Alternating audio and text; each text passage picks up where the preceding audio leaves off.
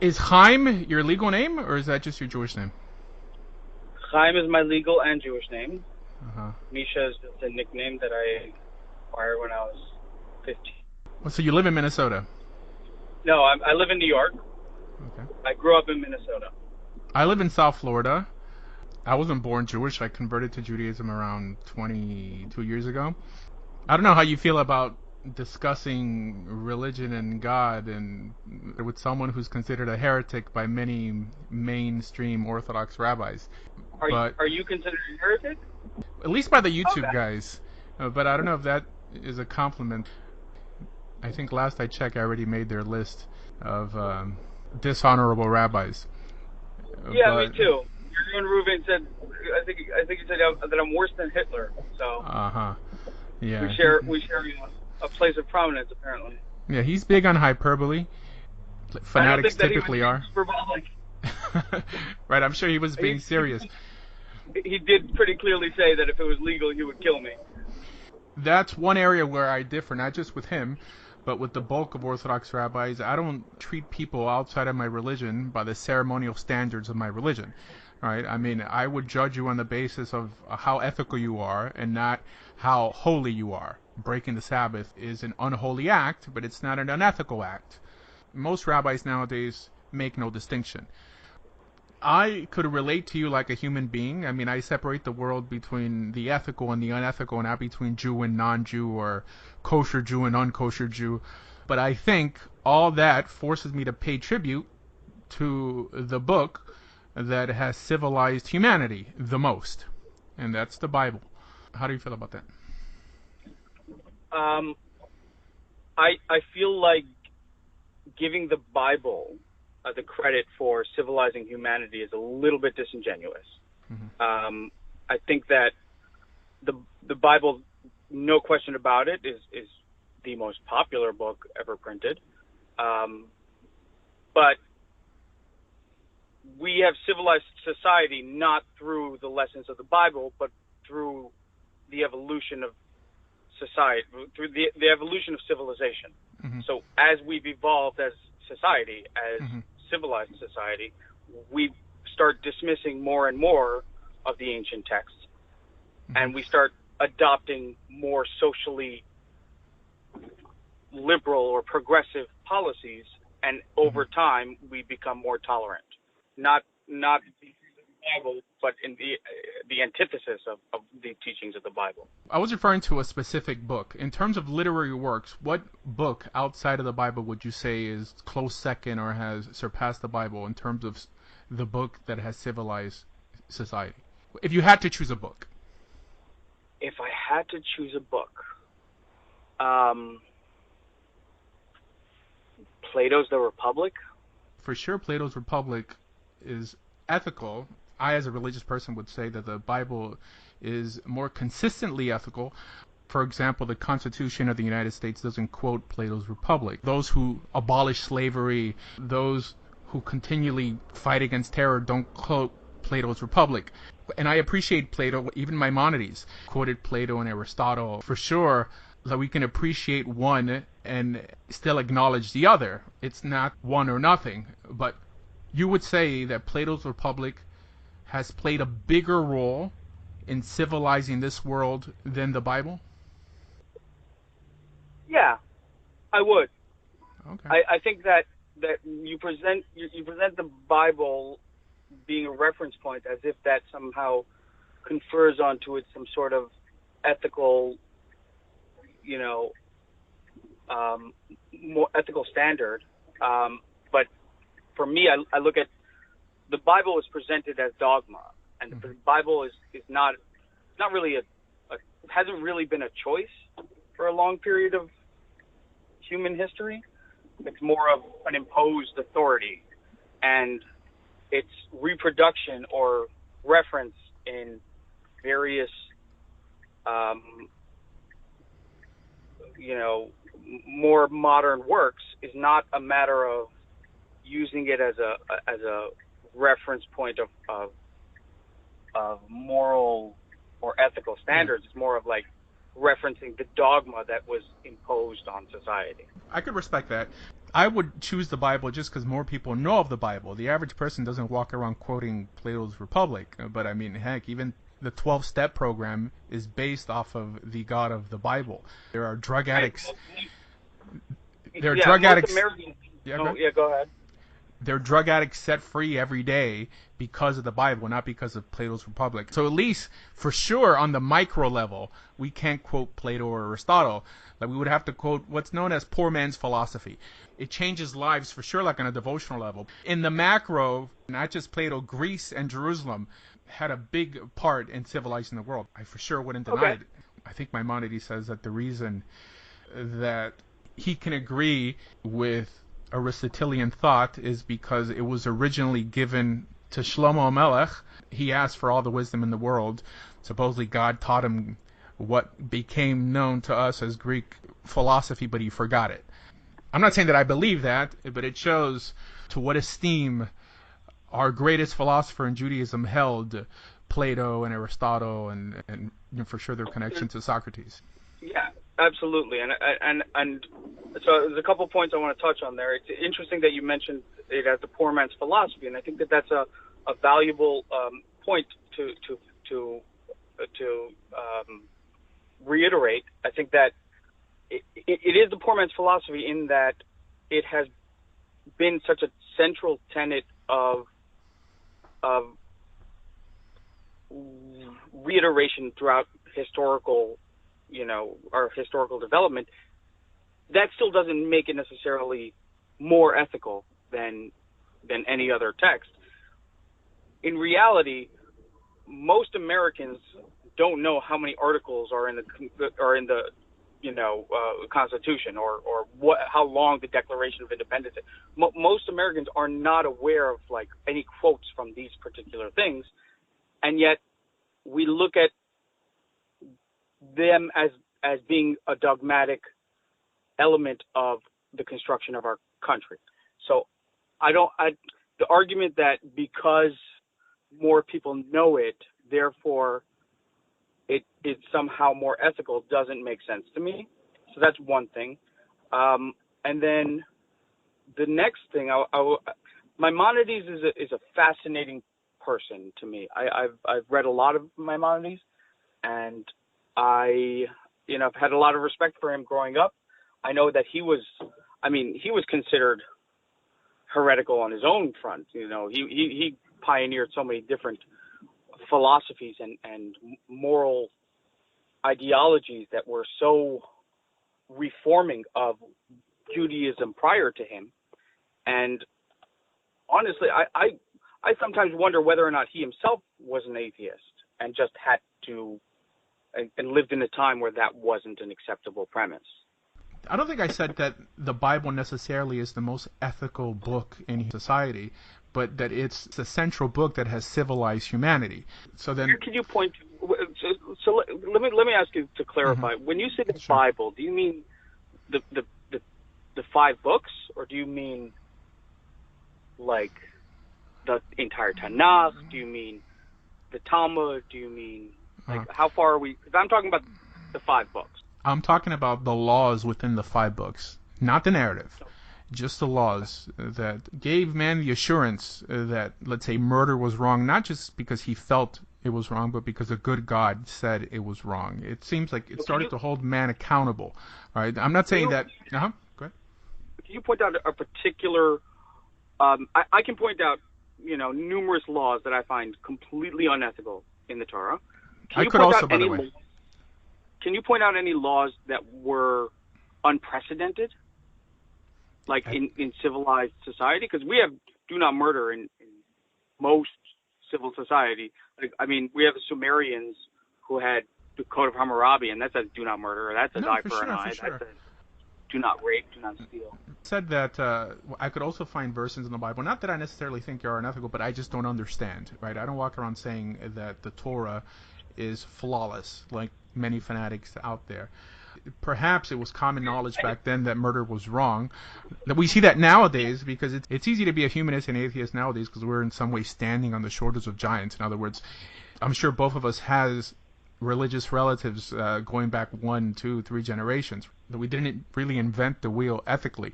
There's a difference with someone theorizing that murder is wrong and coming to a conclusion that a good God says it's wrong. The difference is that who are you to really listen to me, right? I mean, if I tell you do not murder because I have decided it's wrong, I think it carries a little more weight to make the claim that the God of Israel, the God of the world, the God of creation, says it's wrong. So it's not that people can't come up with these ideas on their own, but that the Bible made these ideas consistently ethical. It made societies consistently ethical. Essentially, the West. Well, The West, I mean, in order for that argument to be valid, first of all, you'd have to you have to illustrate how there have never been societies ever since the major reproduction of the Bible that have accepted murder as being an acceptable, or any of these tenets of the Bible that have had this as being an acceptable action. But we do have societies where murder has been acceptable, and we do have societies up until, even now, where we go to war and kill each other, where there are certain, I mean, it's even ethically defined within the Torah when, we have to define what murder is apart from just killing. So according to the Torah, murdering men, women, and children is okay so long as they're part of particular religious groups. I don't think that's the theme in the Bible. I think the theme is that... It's not, but it justifies it, right? When you go to war, I told you there's some verses in the Bible that I wish were worded differently, because I've heard many different explanations of this, regarding... I'm not sure if it's in the Torah, for sure it's in the book of Samuel, that it seems that the prophet is telling them to go out and kill women and children. In a battle of conquest, what were they expected to do? To kill all the men, but just leave all the babies alone? So we have to put ourselves in their shoes. And not to mention, this is not a mitzvah. Wait, hold on. Let's finish on this topic. This isn't a mitzvah that reiterates throughout the generations. This is something they had to do, particularly to the 7 Canaanite nations when they were trying to inhabit the land. So no one could say that this in some way carries on. I'm just trying to shed some light on it. I really wish it was worded differently, because the average atheist walks around with 2 examples why the Chumash is unethical, and then they throw out the baby with the bathwater. When I also have certain doubts with certain mitzvahs, right? But because the bulk actually work and have worked. So let me just jump in here. Yeah. Let me just jump in here. I can write a horrifically unethical and semi-ethical book. And that doesn't mean that just because there's a ton of unethical stuff in there, that everything is unethical. It's not throwing out the baby with the bathwater. It's just looking at things objectively, that we shouldn't be looking at this book as a dogmatic standard of ethics. If we look at this book and we say, Bamidbar, it talks about the Battle of Shiloh, and I can give you more than 2 examples. I can give you 50 examples. But if we look at the Battle of Shiloh, where the generals came out after killing all the men, and they came out to Moshe Rabbeinu, and they say, we killed everybody. And Moshe Rabbeinu, did you kill the women and children? And he said, no. He said, go back and kill the women and children and keep the virgin girls for yourself as wives. Okay. So, okay. You said, wait. I mean, to be honest, you said that you could think of 50 examples. I guarantee you that's the only example you could think of. Because, trust me, I have these enumerated, in terms of... Shimon and Levi found out that their sister was raped or seduced by the king or whatever the story is, depending on the midrash you read. And they went in and they basically manipulated the entire city into... Correct. And Yaakov was upset at them because they did it. Right. But they were also rewarded for it. No. Okay, hold on. Nowhere in the text does it endorse what they did. I mean, one, this is before the Torah was given. It shows that their father was upset at them. For sure, you don't have 50 examples. You have one example. And I'm honest enough to say that there are certain verses like that one that bother me. Not Shimon and Levi, because even in the promises in Genesis 49 that Yaakov is promising them, he actually curses them. He curses Levi because of this incident. Okay. Now, to quote Dennis Prager, let's say... Giving his daughters to be raped by the Sodomites in order to protect the male's guests that he was hosting. Okay. That is an idea that was congratulated. That was considered auspicious. Okay. Where? You want to talk about various laws? Let's talk about a woman being raped in a field. Hold on 1 second. Hold on. Let's take one of these at a time. Where is it congratulated? Nowhere there does it say that what Lot did, he was commanded to do. This is before the Torah was given. He himself took it upon himself to live there where he shouldn't have been, only because the angels didn't allow themselves to be raped instead of the girls. Like where does it show that the Bible is endorsing a certain practice before an ethical standard was even given? So this is why I specifically said the commandments within the Torah. No. I was very clear when I said that the commandments within the Torah. Mm-hmm. Let's pick some commandments. A woman is raped in a field and no one hears her screaming. Mm-hmm. She is put to death. I'm not sure of that verse that she's put to death if a woman is heard screaming. A woman sees her husband being attacked, mm-hmm. and when she tries to protect her husband, she goes and grabs the assailant's balls. Mm-hmm. Her hand is cut off. Just to be literal, it says that she crushes his testicles. That's another verse I don't understand, but I don't know how that's necessarily. I mean, there's two people warring, and then there's one person, a woman grabbing a guy's testicles. I'm not even sure what that verse is pointing to, but that's a daughter of a Kohen is promiscuous. She's burned at the stake. Let's just wait. Hold on, one by one. In that context, the woman is married to a man.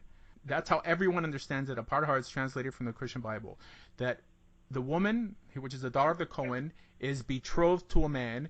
She cheats on her husband. That's the understanding, and then she's stoned. Why is that any different? How is a woman betrothed to a man in ancient Israel? Through a contract. Through a contract from who? From her father. So her father gives her away. No. Well, according to Jewish law, her father sells her, essentially. No. Okay. So now, you're creating things. According to Jewish law, no woman is forced to marry a man that she doesn't want to marry. Okay. As a matter of fact, it's prohibited outside of what's done in Hasidic circles. Right? It's prohibited for people to get married if they haven't even seen each other. Right? I mean, this is how Maimonides brings it down. So I mean, well, that was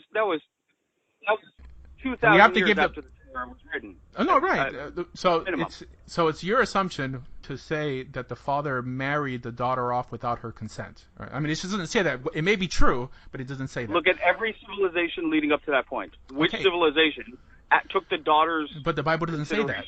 In mind. But the Bible doesn't say that, and by the simple fact that Jewish history doesn't record that in the Talmud. We have to use archaeological and sociological history, and we have to understand how societies functioned back then. So perhaps you shouldn't attach it to Judaism because we don't know. We don't know. It seems that according to Jewish law, and Maimonides lived from 1135 to 1205. Yeah? That's sort of like the default argument from everybody whenever you bring up stoning a homosexual. They go, we don't know that they did that. Of course they did that. So you're quoting verses, particular verses, and I'm acknowledging when they make no sense to me, but let's just be accurate to what it says. Do you realize that every time you encounter a verse that doesn't make sense to you, it's like, okay, let's not pay attention to that one. Let's just only look at the good ones. There are so many bad ones. So two of the verses that you just quoted had nothing to do with the Torah, with the actual commandments in the Torah. They're part of the narrative in terms of what happened in 613 commandments in the Torah, and those were two of them. Sodom and Gomorrah and Shimon and Levi. The only example that you really gave that I have a problem with is that one instance that Moshe Rabbeinu says to kill the woman and the children. Apart from that, now that's not a general rule, and of course the rabbis interpret. Wait. Go into their cities, smash their monuments, destroy their altars, kill their families, kill their kids, kill their livestock, kill everything, and take all the loot for the Lord. Doesn't that sound like ISIS to you? That you're still talking about that one instance. I mean, no. This is Devarim. This is a completely different book.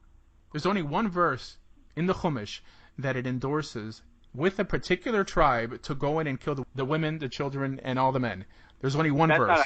Now, in terms of combat, in terms of actual combat, I mean, war is war. It's in Isaiah, and it's in Ezekiel. We're talking about the Chumash here. No, we're talking about the Chumash. Let's just be accurate here. Okay.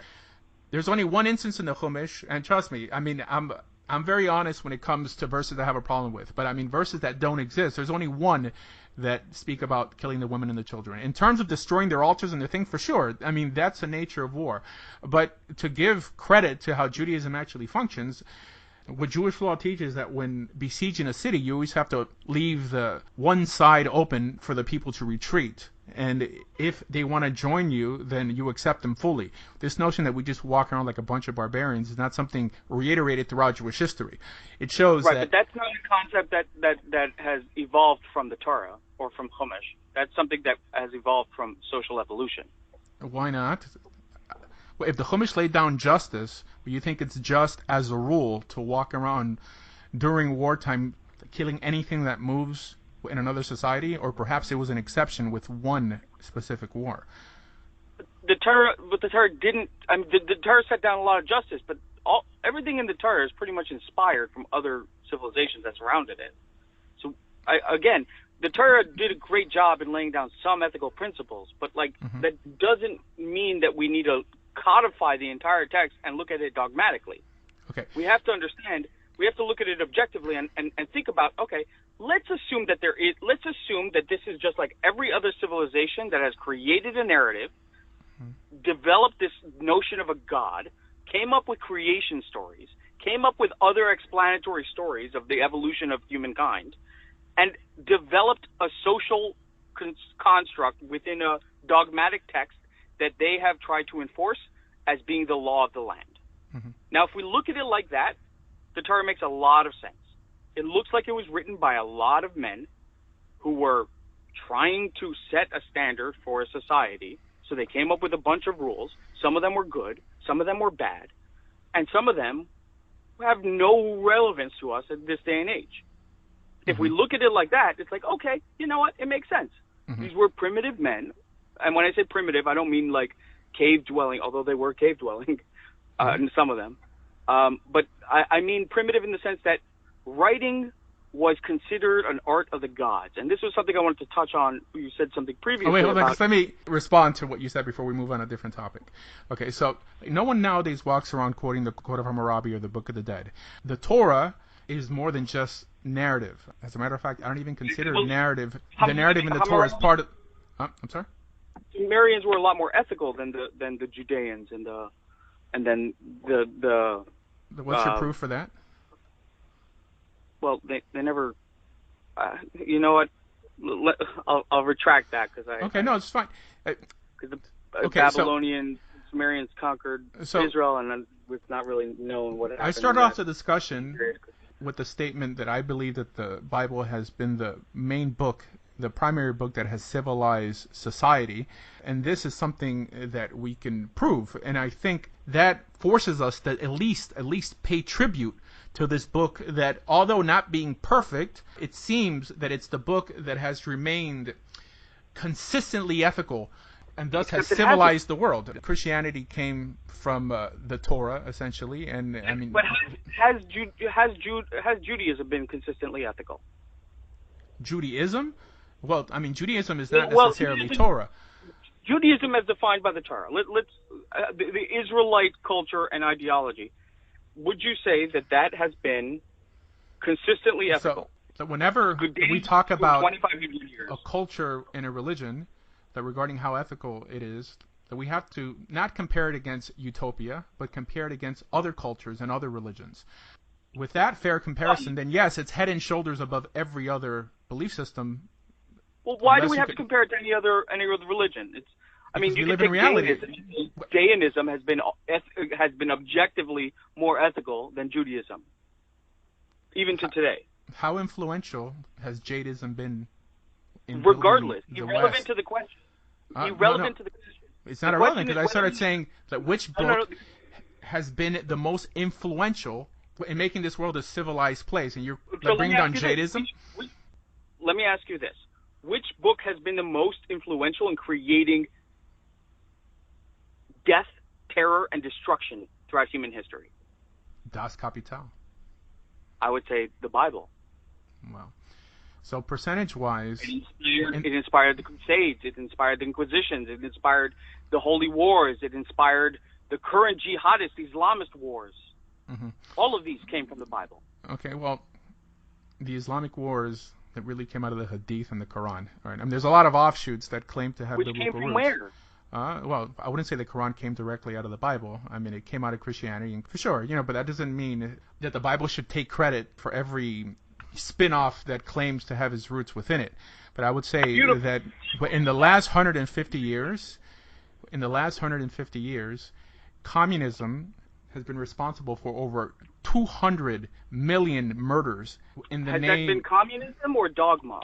Because communism, as defined by Karl Marx, is the dissolution of government and people governing themselves. So you make a distinction between dogma and Das Kapital, but you don't make a distinction between religion and offshoots and Torah. So One second. You just said that we shouldn't take all of the bad things that came from the Torah and blame it on the Torah, but we should take all the good things that came from the Torah and blame it on the Torah. There's a distinction of me making a comparison of 150 years that is traceable, and you comparing the Crusades, Islam, Jihad, all that to the 5 books of Moses. Do you know what communism is? It's essentially socialism, which is what is democratic socialism. It's not socialism at all. At all.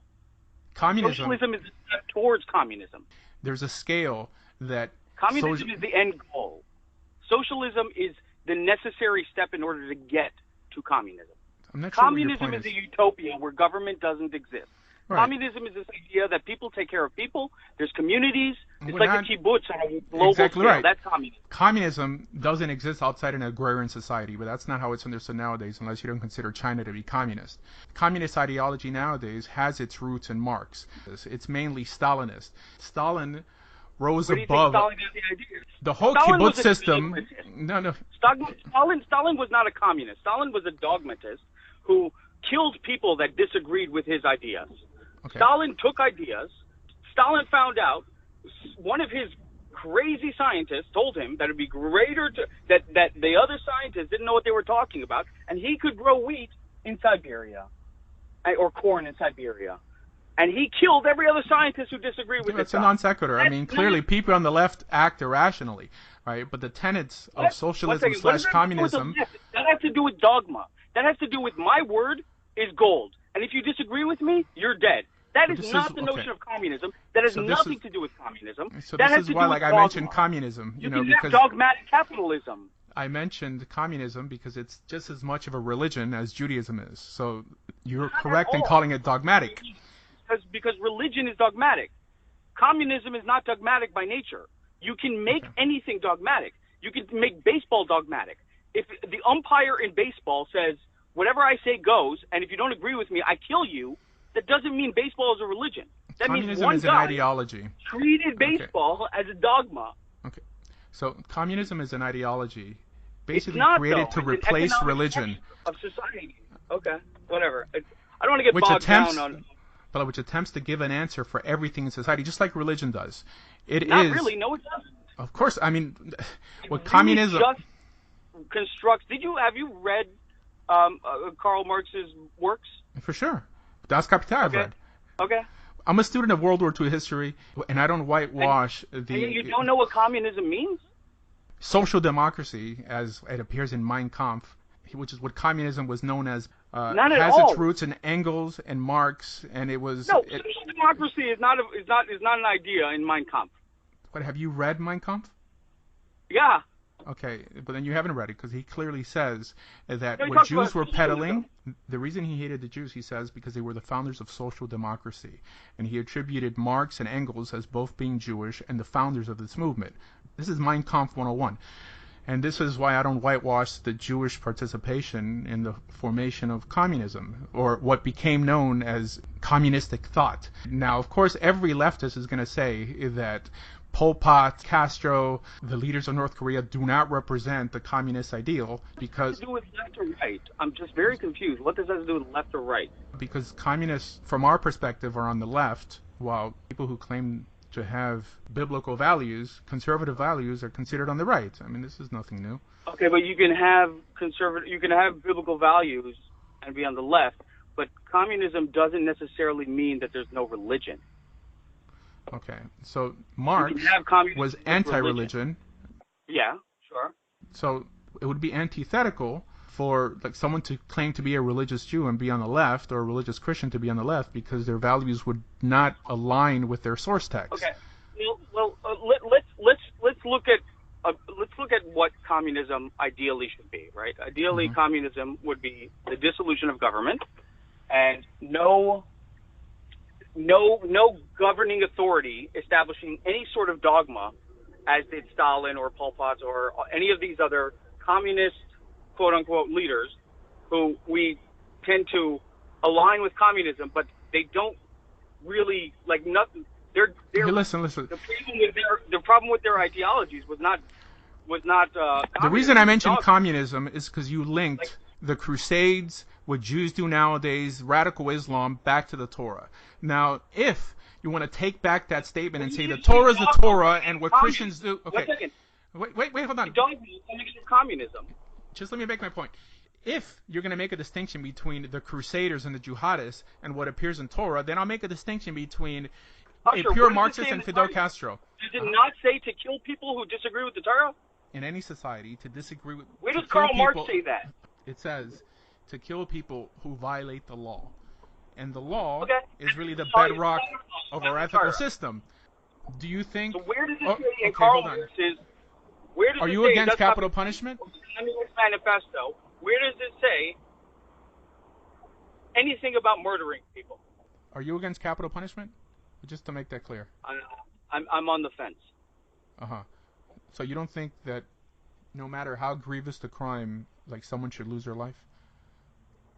I think that there should be a program in which the worst of the worst prisoners are able to voluntarily elect to be a part of scientific studies that test various things that we aren't otherwise able to test on. Seems like it's like someone choosing to die. In terms of being put to death by a society, is there a crime grievous enough, evil enough, that you think someone should be put to death for? Well, I don't believe in free will. I believe that people who have been traumatized or their brains are less developed in certain areas have less of a capacity to be a healthy, contributing member of society, and they shouldn't be a member of the society unless that trauma can be addressed. But I don't necessarily think that killing them is an ethical solution. Mm-hmm. Okay. I just want to see where we differ in that area. Do you consider yourself an atheist or an agnostic? Both. The two have different definitions. Sure. So, agnostic means there's no way to know if there's a God. Atheist means I don't believe that there is a God. I think it's the other way around. Agnostic is that I don't know, and atheism makes the claim, almost like a religious claim, that I know that there is no God. Right? I mean, agnostic means... Look up the definition on Google right now. Right. It means no knowledge. And you'll see the second part of the definition says lacking belief in a deity. Yeah, no, lacking belief is not the same. I lack belief. Oh, that's look. I consider myself an optimistic agnostic. Right? Can you read the definition? Not define agnostic, atheist. Oh, atheist, I'm sorry. Let me look that up. Oh, no, atheist is someone who believes that there is no God. Or? It says disbelief or lack of belief in the existence of God or gods. Right. So I lack belief in a God. Someone who says there is no God believes that there is no God. That's also, I guess, could be qualified as an atheist. So, I'm not saying that there is no God. I'm saying I lack belief in a God. I don't believe in a God. That's an atheist. Mm-hmm. So atheist, in terms of the Greek, right, atheo means no God. But that's fine. No theistic God, right. All right, okay. So I consider myself an optimistic agnostic, just because I think it's kind of nutty for anyone walking around with 100% certainty saying that they believe that God exists, or saying that they believe with 100% certainty that he doesn't exist. However, I think that for the world's sake, it would benefit even atheists to live like one does exist, just because there's studies done that people who are religious give more charity, they volunteer more time, they would typically... they're more likely to put themselves in harm's way to defend the innocent just because they have a standard of who's innocent and who's not. Is there any... No, go on. We can break that up. We can look. That's just a statement of mine, but I'm curious. Right. We also look at like we have to really dig into the statistics, because statistically, if we're looking at where the most charity comes from, we're looking largely at like the Catholic Church and like religious institutions that have an agenda. Right. That's fine. Every religious institution has an agenda, for sure. Atheists don't really have major institutions. And so there's no, like... Sure they do. They're called a university. Public university are not an atheistic organization. As they exist nowadays, the job of the university is to produce more irreligious people. It's not What? a new idea. What? Okay, one second. An atheistic institution is an institution that spreads the notions of that there is no God. Now, Okay. I just graduated. I just finished my degree after a 6-7 year hiatus, and I can tell you unequivocally that I'd say, first of all, God never came up. The ideas discussed in class are irrelevant to God because that's not something that can be studied. Now, many of my professors were religious. Okay. So. But sure, a public university should be a secular institution, should not spread ideas of God, but that doesn't make it an atheistic institution. It's not the Catholic Church, which is So why actually should it going be? out there and trying Wait. to spread the idea of a God So and I would trying disagree. to spread religious laws, like going into Africa and discouraging the use of condoms because that's irreligious. Like, that is not a good idea. So if you want to unpack charity, we have to really unpack what that charity is, where it's coming from. Now, that the biggest philanthropists in the world are the most left, right? We're talking George Soros. We're talking about Bill Gates. We're talking about Mark Zuckerberg. We're talking about people who are atheists who give the most money to charity. It depends what they give it to. But the average person who gives charity, been proven in studies constantly that religious people give more charity as a whole than people who don't believe in a God, especially people who believe in big government and believe that the government is there to do their charity for them. It's not that simple. It's okay. We're looking at statistics. If you also want to look at statistics, then you look at not George Soros. George Soros could be giving money to Black Lives Matter and consider that an ethical act. No, I'm just saying. I mean, clearly it's self-serving. 99% of the people in prison believe in a God. What does that tell you? I'm not sure where you got that number. 99% of people in prison believe in God. A study that was conducted. Claiming to believe in God means nothing if you don't have an ethical code that you abide by. So you're telling me 99% of people in prison got in there by living biblically based lives? I mean, that's irrational. I'm saying that the belief in a God doesn't inherently make a person better. Oh, correct. This is why we started off with the Bible. If you have a dogma that encourages charity, I'm sure that those who buy into that dogma will give more charity. And if you have a dogma that encourages infant genital mutilation, I'm sure you're going to have a society that conducts a lot more infant genital mutilation. Right. Well, but the Bible is a mixed bag of ceremonial laws and ethical laws. The bulk of them are ethical, and it's the Torah encourages charity, and it also encourages infant genital mutilation. So that doesn't mean that just because the Torah has compelled these two things on society doesn't mean that the Torah is the absolute best way to navigate through society. Just because there's some good things. I'm not sure how you see or why you see circumcision as an unethical act. I mean, for you to name it as we can get into that, but I mean, we don't have to get into it. But you're making the example you gave. I'm just picking one thing. I'm just okay. The suppression of women's rights. There's well, a child has no rights at that age, right? It's completely dependent on the parent. But I'm just here to really see where we differ. So you believe that. Can I cut off its feet? Say it again. I'm sorry. I didn't hear. Can I cut off a child's feet if I wanted to? No, because that would hurt him in the long run. If I develop a religion that says I have to cut off it's my religion. I have to give this foot to my God. I have to bury it in the ground so my God has a foot fetish. So I think that would be completely unethical because why? Because you're hurting the child in the long run. A foreskin doesn't harm the child in the least. As a matter of fact, there's medical benefits to being circumcised. Not really. Not really. Every study I've seen. Right now, how many studies have you seen? Because I just did a 30-page paper on this, so I'd love to compare notes. Well, you'd be disagreeing with a lot of physicians who believe that it reduces the risk of cervical cancer. I don't know if we should take this into account, but it increases pleasure for the male. I'm not sure how. No studies suggest that it increases pleasure for the male. It absolutely, unequivocally decreases pleasure for the male. You're cutting off 40,000 nerve endings from the penis. Like, there's no question about it. You're reducing pleasure. Now, the question of whether or not there's medical benefit, 3 of the major studies that have been produced that suggest there's a medical benefit were conducted in villages in Africa where they were not. So they're biased. It's interesting how you're comparing circumcision with chopping someone's foot off. I mean, let's compare apples with apples here.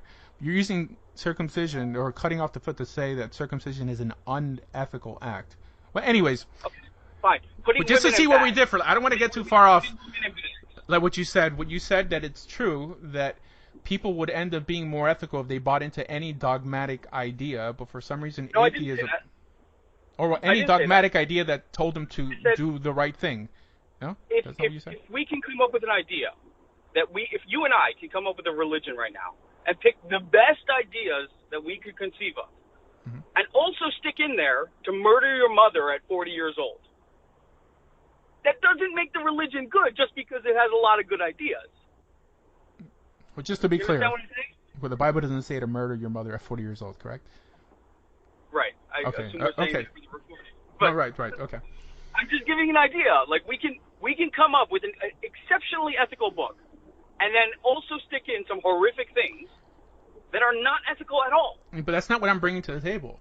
I started the discussion by saying that the Bible has been the book predominantly that has civilized the world. I'm talking about actions. I'm not talking about how religion...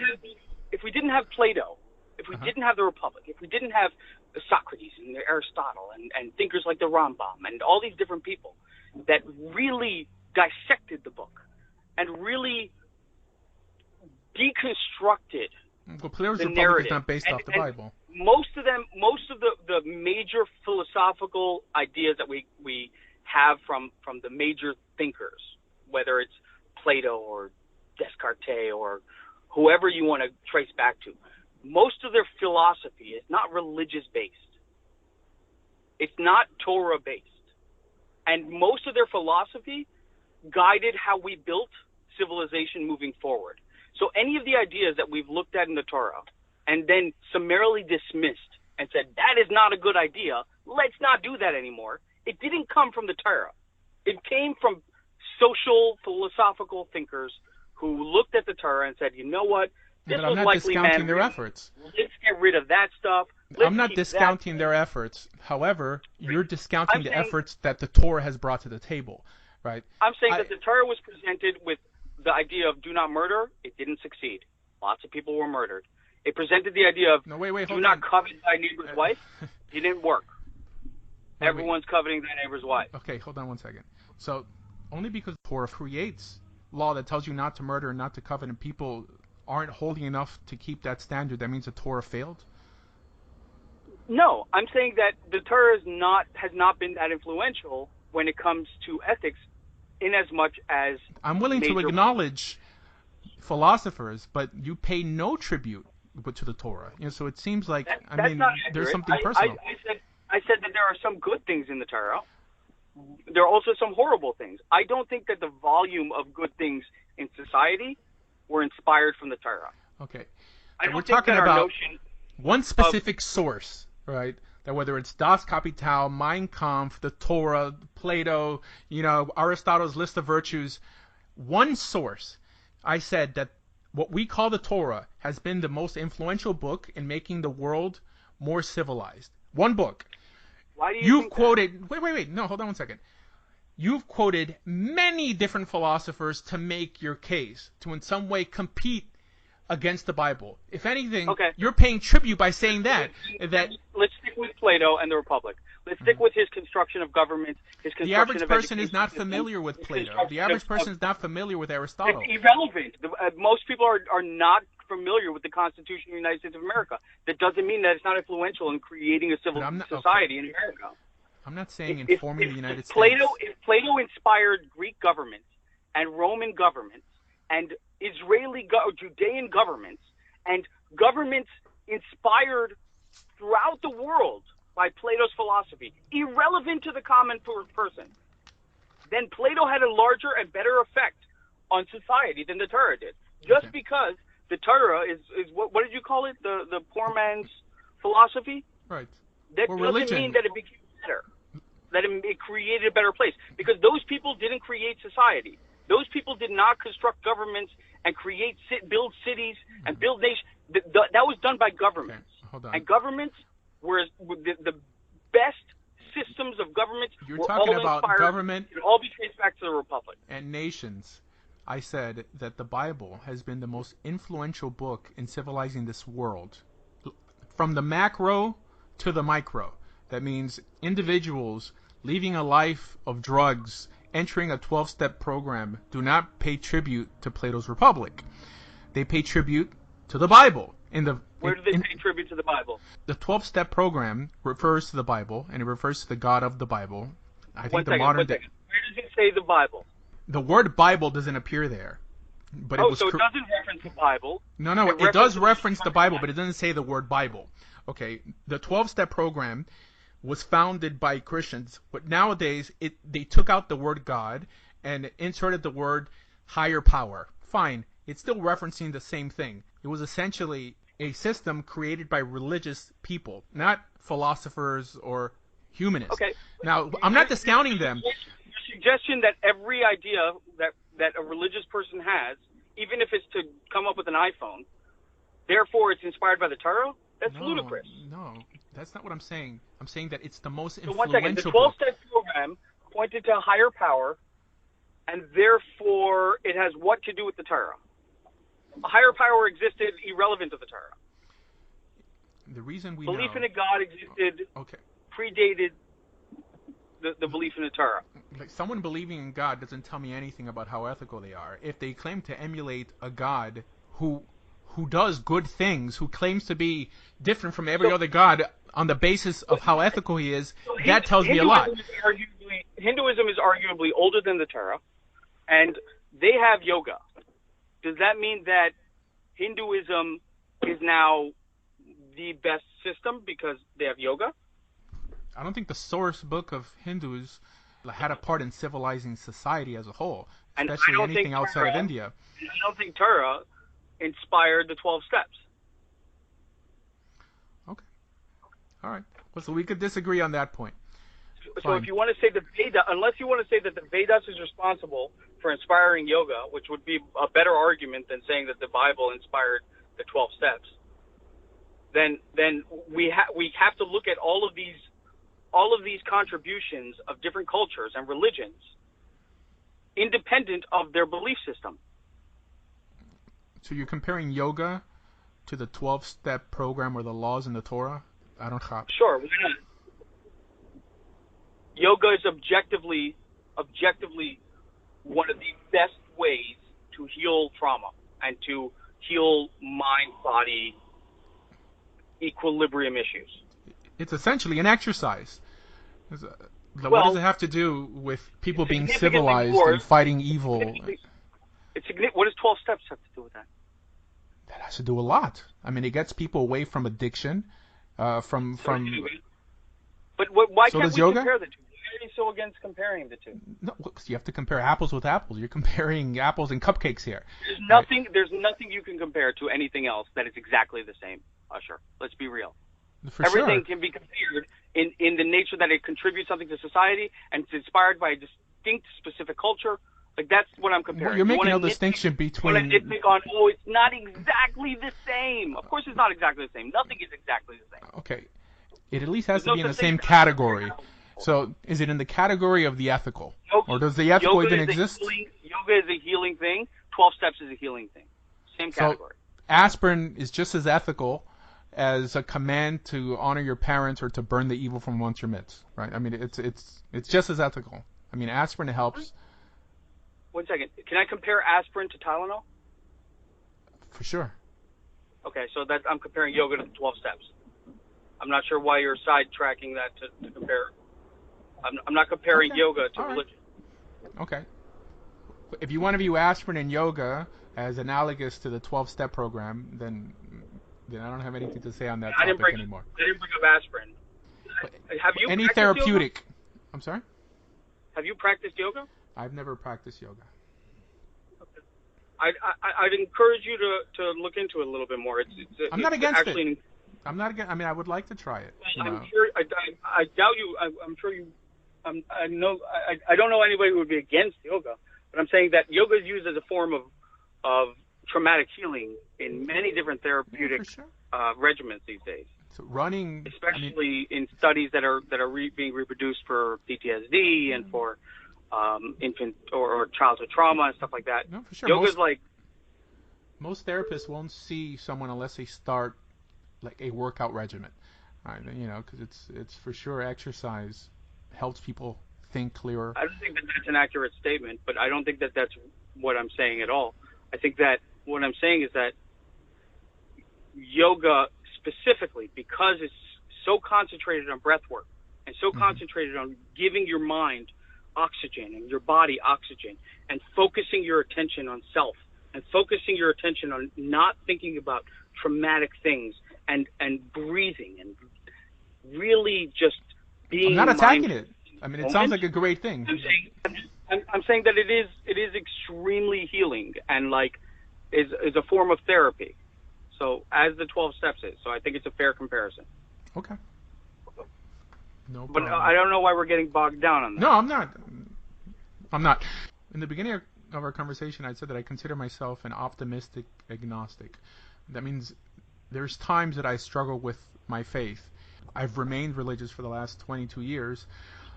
So I believe more than I don't believe. Are there any times that you struggle with your atheism? No. Mm-hmm. No. Not at all. Okay. All right. But I'm also I read a lot more than the average atheist. Mm-hmm. So I'm not like an atheist because I'm just too lazy to practice religion or because I'm I haven't seen God. I don't know if he's real. It's more like I've read dozens and dozens of books and researched these things, Right. until my brain was exhausted and I have on my bookshelf that I open up periodically. I have the Torah, I have the Quran, I have the Book of Mormon, I have the Bible, I have the Vedas, I have all of these texts that I peruse periodically. If you believe that by people living by a certain dogma that encourages them to be ethical, I don't believe that people living by a certain dogma is a good idea. Oh, so just to get out there, that doesn't make them more ethical? No. So you think that atheists are more ethical than people who claim to believe in God or act out the actions of a good God? Yes. In general, yeah. I mean, obviously you'll find an atheist who can be a complete sociopath. But you can find religious people who are complete sociopaths. No, correct. Indicative. For sure there's horrible religious people and beautiful atheists, but I'm sure the opposite is true as well. But right. I think once you remove the element of dogma, you really start to recognize that your people are all people and not just your people, and that becomes a very important distinction in empathy and empathy building. I made that distinction in the beginning. I said that I separate the world between the ethical and the unethical, not between Jew and non-Jew or Jew and unkosher Jew. But right. But I'm convinced that religious people do more good in society than irreligious people. Well, we'd have to define. We'd have to. It's an impossible thing to measure, right? You're looking at one thing, charity, right? We can also measure who is going to be more likely to help an orphan that is not part of their religious faith. I mean, orphans by definition have no religion, right? If they're children, I'm sure the Catholic Church. So the Catholic Church would ask children if they believed in God or not. I'm sure Mother Teresa helped many children who weren't even Christian. I mean, she was in Calcutta. Mother Teresa was a crook and a fraud. But fine. But she did good in the name of her church. Irrelevant to what she may have personally done in her life. Her church was the horrific standard setter of dogma, where it is intolerant and imposes a horrifically restrictive religion on indigenous populations that don't want it or need it. Mm-hmm. So I think that the existence of the Catholic Church has helped in civilizing the most remote places. People who'd be either killing and eating each other if some priest... Have done that without adding the religion? No, I don't think so. I don't think so. Why not? As much as I Why disagree not? with Catholicism. Borders, or Habitats for Humanity, or whatever, Because those nonprofits that go out and build waterways so that's a new sub-Saharan phenomenon. Africa. That's a new phenomenon, and that's because you're these saying people. Wait, hold on. That's a new phenomenon, like of secular people helping anyone, because the notion of secular people caring about the rest of the world didn't exist over 100 years ago, right? These people. What are you talking about? Of course it did.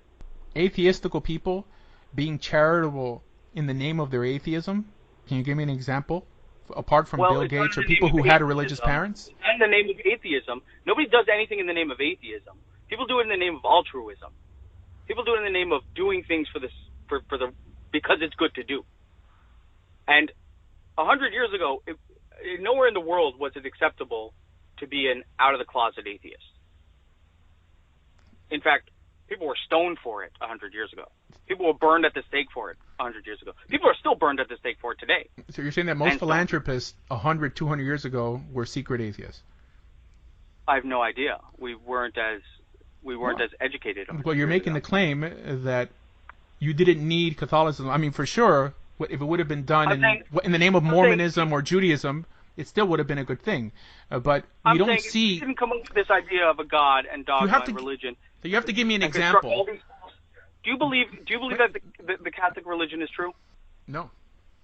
Okay. Do you believe that spreading false ideas is a good thing? Catholicism is partially based off the Jewish Bible. You don't believe Catholicism is true? You don't believe that the story is true? No. Hold on a second. They're spreading the story. Do you believe that spreading a false narrative to people, misleading people, lying to not lying because they don't know that they're lying. They don't know that it's not true. And lying requires consciously telling something that's untrue. So, do you believe that misleading people and feeding them a narrative that is false is an objectively good thing? Here, let me respond. Christianity emulates a religious Jew who took his ethics from the Torah. This is what makes Christianity, i.e. Catholicism as well, an ethical force in society. Did they add to the mix? Sure, they added to it. That's what I disagree with. The notion of a Messiah, the notion of even needing a Messiah, someone dying for your sins, being born from a virgin, I think that's all nonsense. But that's not what made these societies ethical. With these societies believing in a virgin birth is not what made them ethical. These societies believing in the Ten Commandments... come on, man. With these societies believing in a good God who gave over laws, ethical standards to aspire to, that's what made them ethical, not the belief in Jesus. So let's jump back to the question. Let's not Christianity. Throw Christianity out the window. Let's pick another religion that was not inspired by Judaism. Let's pick... You're making my point right there, that no other religion not inspired by Judaism would feel the urge to go out and help the needy. People don't do it in the name of Plato's Republic. People don't do it in the Book of the Dead. People don't do it with the Code of Hammurabi. What do you mean? Of course they did. Of course they did. You think no one helped poor people? No. Do you have a record of that? Really? And do people do it nowadays? Apart from George Soros, I mean, George Soros... You think Buddhists don't help poor people? Hinduism has been around for 5,000 years. You think they haven't helped poor people for 5,000 years? Okay. When their temples have always been open to all poor people? Like the entire idea of Hinduism was to serve the poor people? By the simple fact that you have to bring up Hinduism with thousands of different gods and a whole unethical caste system shows that it doesn't compare to what ethics... in Judaism? No. No? There's not an elevated class of people that are born with it? No. A Cohen... No? Okay. Cohen... Okay.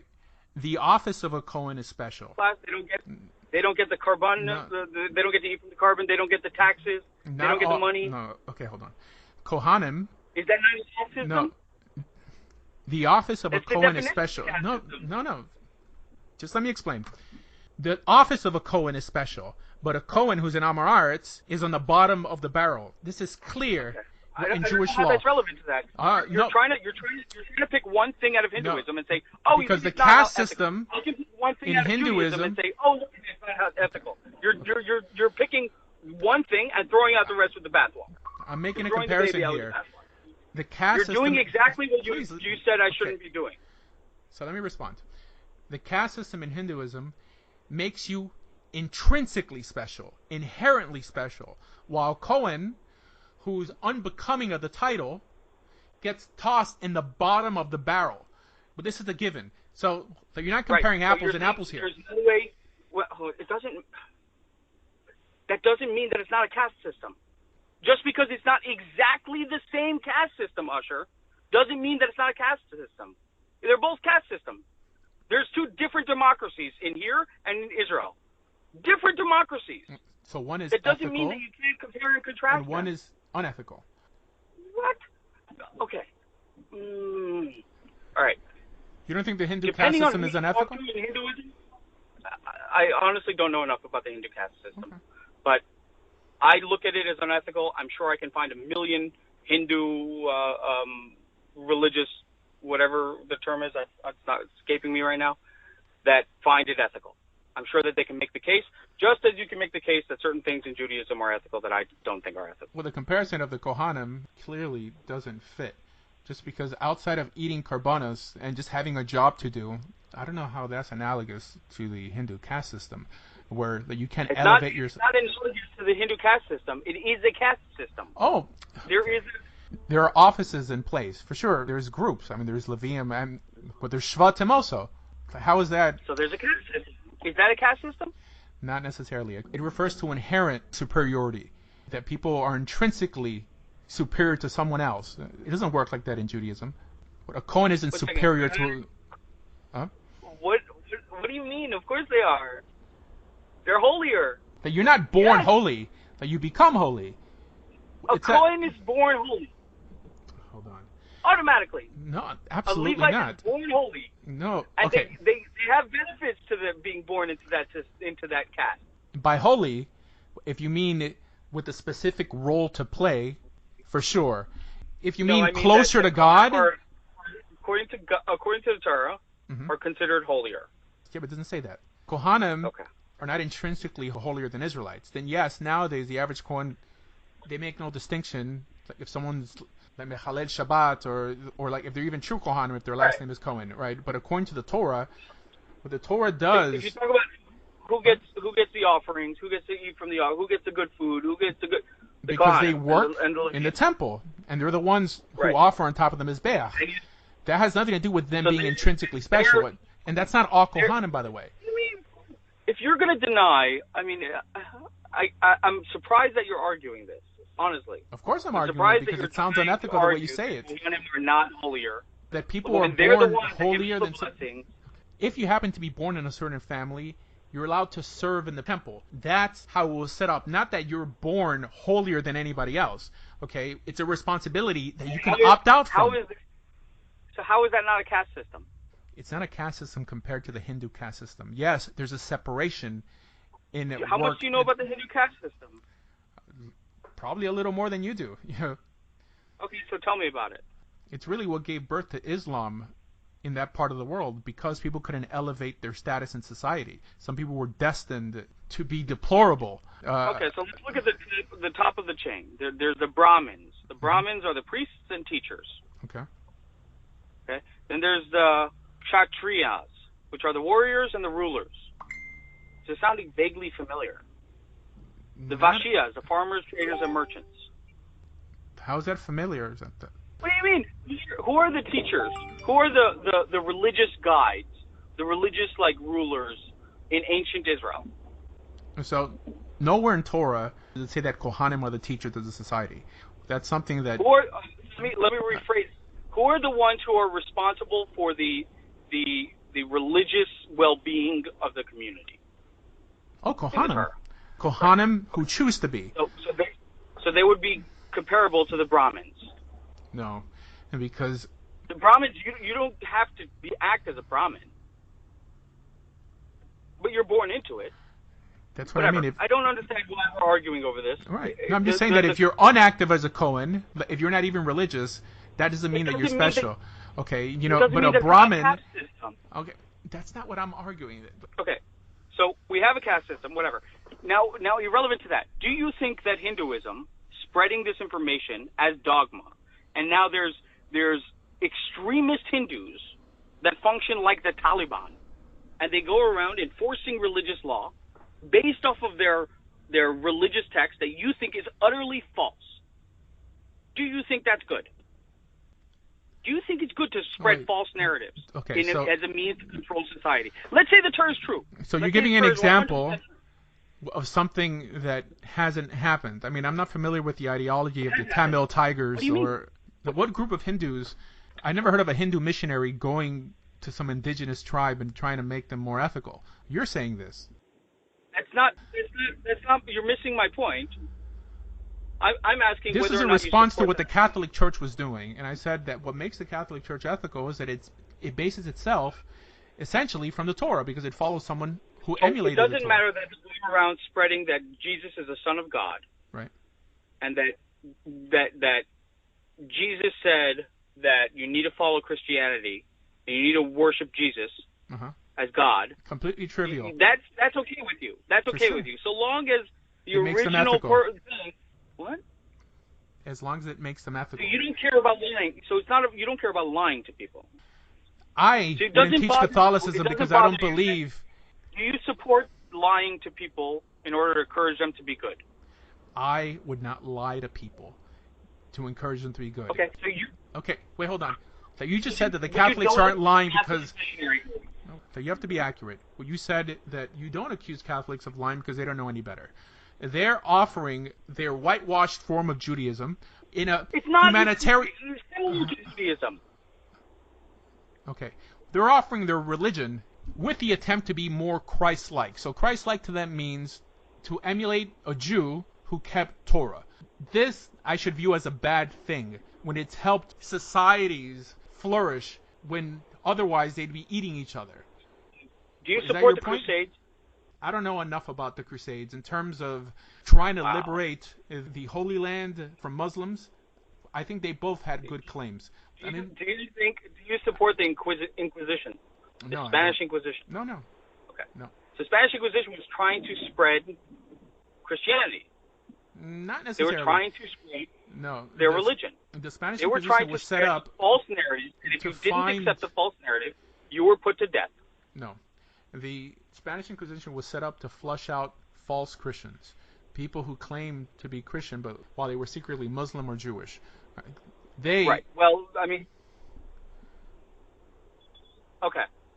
We're talking about the specific faction within the church that functioned in that capacity. But I'm talking about the goal at that in Spain was to ensure that everybody became Christian.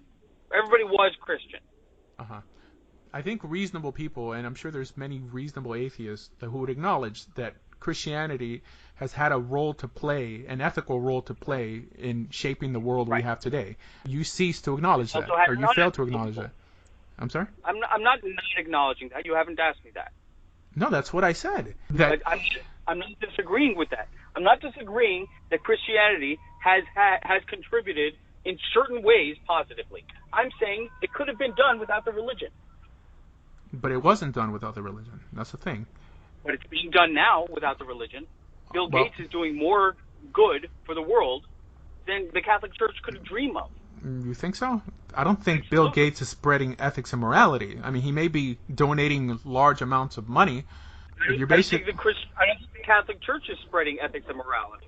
Most of the world today... They're lying to people, and some of the lies happen to have a positive effect, and some of the lies happen to have a negative effect. And you said earlier that if people lie. Well, you said earlier that you don't believe they're actually lying because they think they're telling the truth. Right, so, but they are spreading lies. They are spreading falsehoods. From a Jewish perspective, ethically, I would trust. Just said you don't believe. You said earlier that you don't believe in Catholicism. I don't. You don't believe in the stories that they're telling. Right, correct. It's irrelevant to whether or not some of the things that they're teaching are producing good. You don't believe in the stories. It's very relevant. Is it a good thing? Is it a good thing for the Mormon Church, or the Catholic Church, or any of these churches, or any of these religions to go around spreading false information? Objectively, is it a good thing to lie to people? Not lie. I'm sorry. Is it a good thing to spread false information, or should we be relying on objective facts? Mm-hmm. What makes these groups ethical is that they were spreading the Bible. That's what makes them ethical. Apart from all the new figures and characters they want to introduce into their religion, that is what's false. Although there's a segment of their theology that is not false because it's based off the Torah. That's the whole argument. We should pay tribute to how ethical this book has made society. We have to salute it. You just claimed that it's ethical by definition because they're spreading religion. I believe the Catholic Church and Mormonism is a force for good in society because their bedrock, their base is the Bible. Not their Bible, our Bible. All right. And that's what makes it let me ethical. ask you, what if the Bible is false? What if the Bible was written by men who were just figuring shit out and didn't really have the best conception of morality or ethics, and now it's become this premise of a dogma that is faulty because it was written by men? I'll answer the question, although I think it's irrelevant, because I started paying credence to the book, not whether God exists or doesn't exist. I didn't even make that argument. If this was the case, at a time where people were worshiping the dust on people's feet, that they came out with a book so ethically consistent, not perfect, so ethically consistent that it transformed the world, then that in itself is miraculous. And we should at least pay tribute to that. The world? Well, I don't think it's ethically consistent, and I don't think I do think it's transformed the world. I don't think that it's necessarily responsible for positive transformation of the world, although it's not an absolute dismissal. There have been certain things that have been cultivated by biblical teachings that are positive. Absolutely. 100%. Charity, great thing. I can't really think of anything else. Right. Can you think of anything else from the Torah that cannot be attributed to anywhere else but the Torah?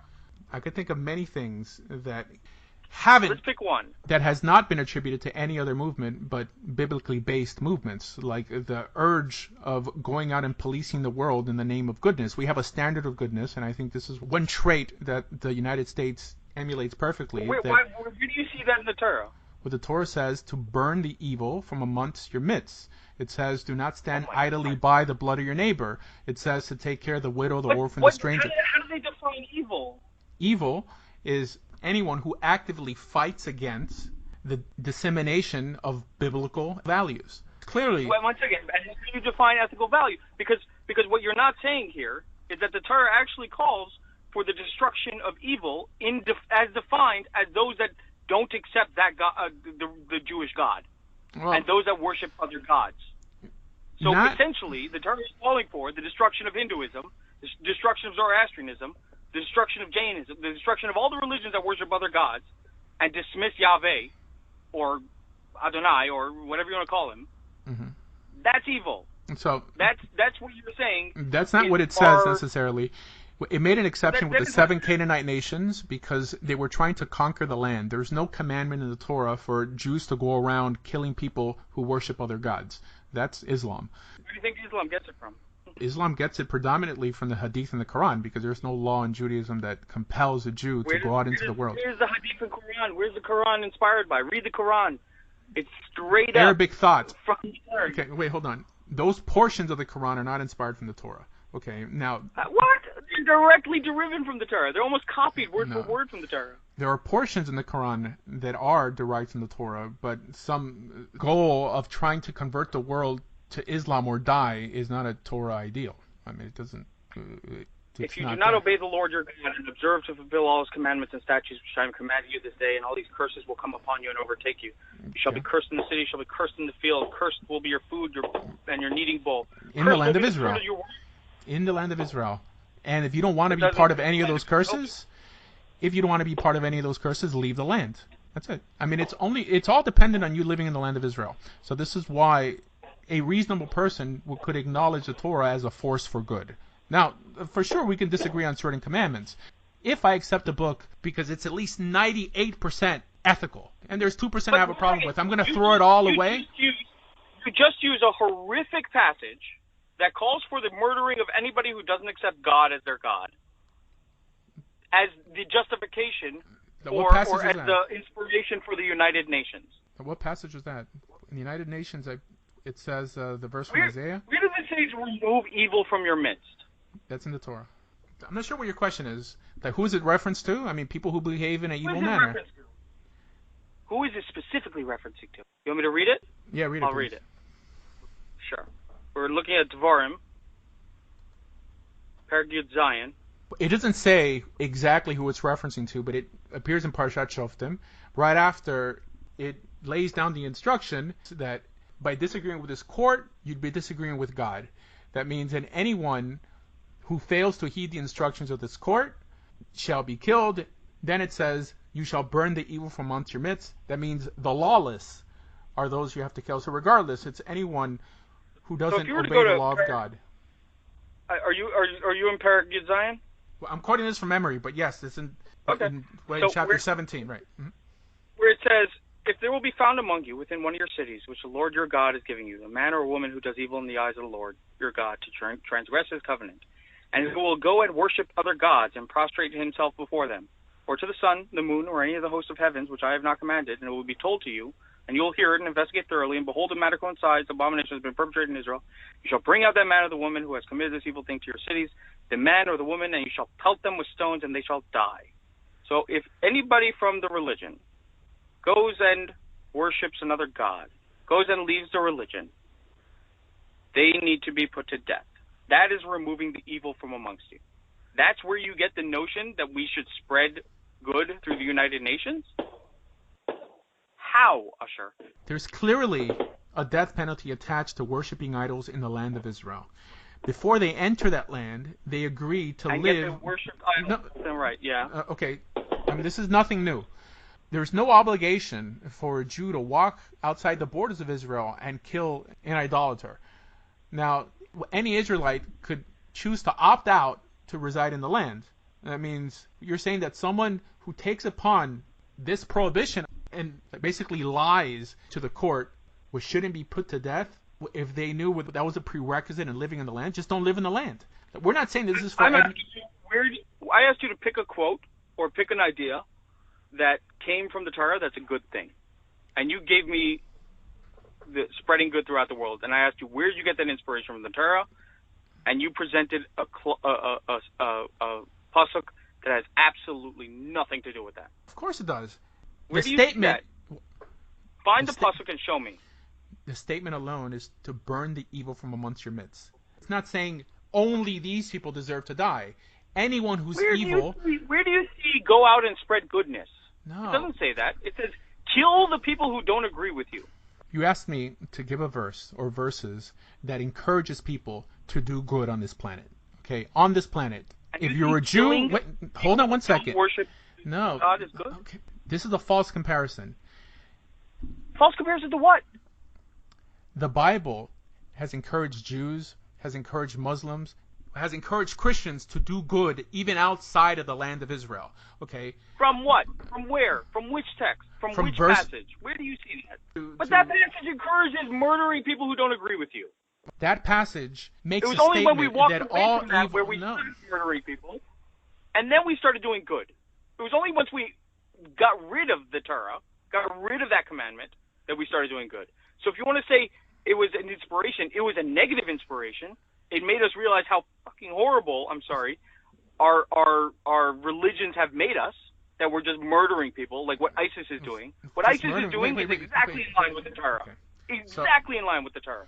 So if they were following the right religion, if we were following religion to the extent that ISIS was, we would be doing exactly what they were doing. What they are doing.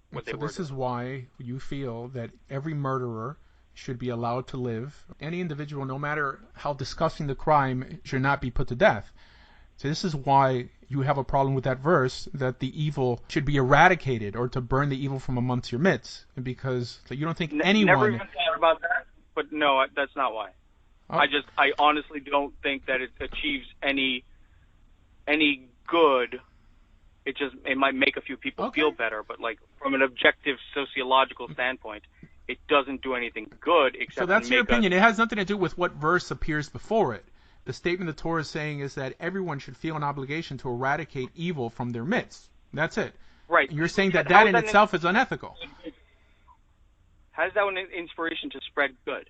You told me to give you some commands in the Torah that one could use as inspiration to spread good. And I think that by eradicating evil, you're encouraging and you're elevating the good.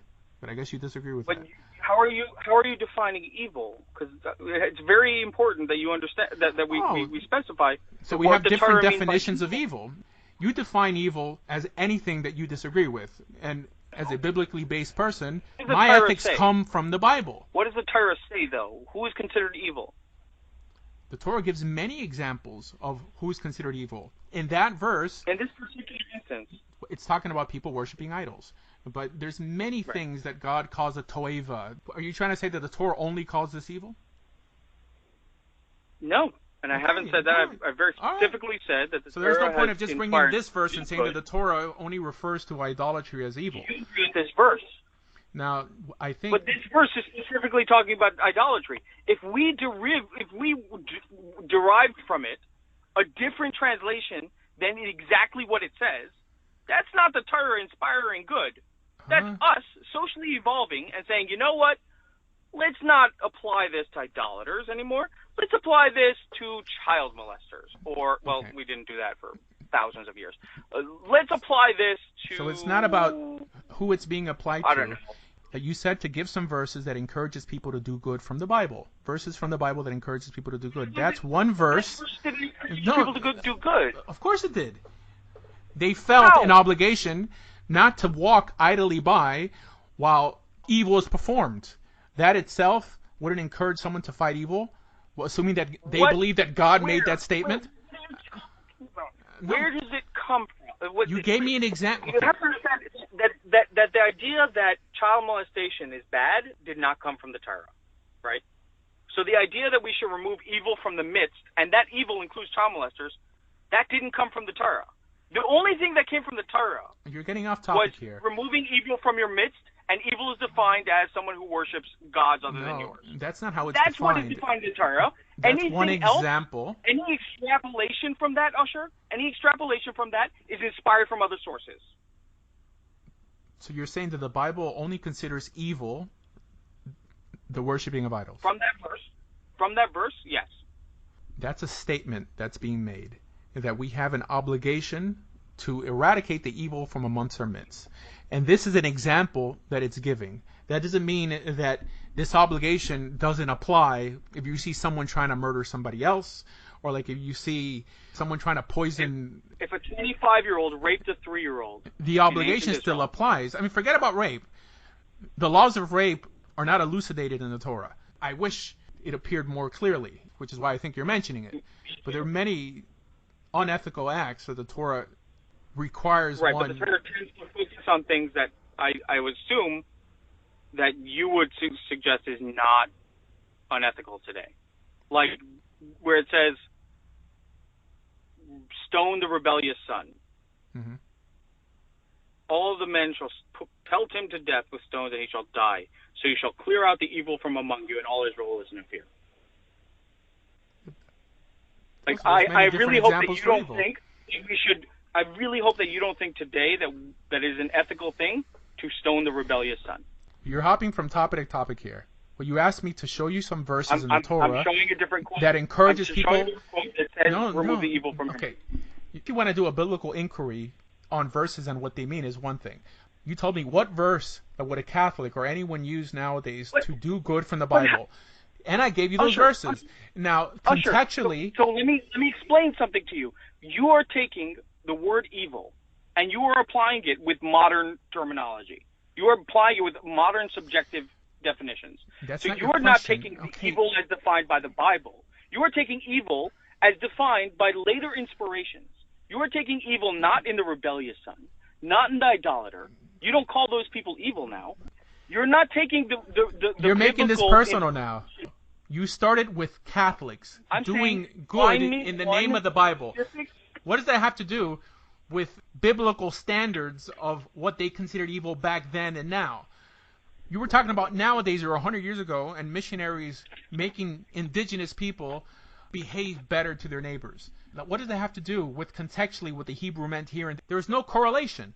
Are you going to disagree that Catholics actually have made places that were unreachable back then better because they introduced them to the Bible than if they would have been introduced to Jadeism or Hinduism? I'm sorry, repeat that? That's fine. I think we should end it here because it's going to be too long already. Okay. Well, at least we have like an hour and something. Yeah. We can do a follow-up. I'd love No, to continue the dialogue because there's we no still haven't follow-up. touched on God.